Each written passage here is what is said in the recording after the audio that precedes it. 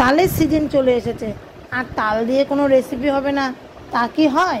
তাই আপনাদের জন্য নিয়ে চলে আসলাম পারফেক্ট তালের বড়ার রেসিপি।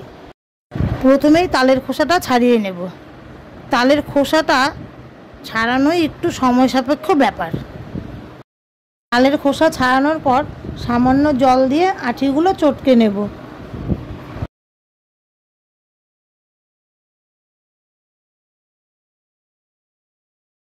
এবার আমি একটা স্টিলের গ্রেটারে তালের আঁটিগুলো ঘষে পাল্প বার করে নেব।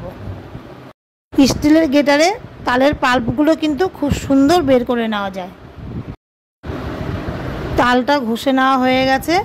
এবার এর মধ্যে দিয়ে দিচ্ছি 400 গ্রাম ময়দা, 200 গ্রাম সুজি আর 350 গ্রাম চিনি। আপনারা চিনিটা যে যেরকম খান সেরকম দিয়ে নেবেন। এবার সব কিছু ভালো করে মেখে নেব। এর মধ্যে কিন্তু কোনো জল দেওয়ার দরকার নেই। সবশেষে সামান্য নুন দিয়ে আরেকবার মেখে নেব। তালের বড়ার ব্যাটারটা রেডি। এখন বড়াগুলো ভেজে নেব।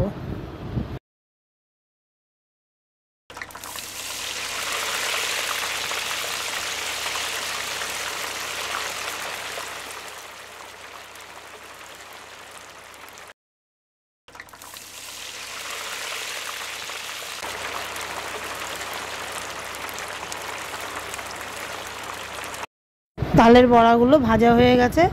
এবার আমি তুলে সার্ভ করে নেব। তালের বড়ার কালারটা দেখুন, আপনারা দেখলেই মনে হচ্ছে টপাটপ করে খেয়ে নিই। আজকের তালের বড়ার রেসিপিটা ভালো লাগলে চ্যানেলটি সাবস্ক্রাইব করে আমার পাশে থাকবেন।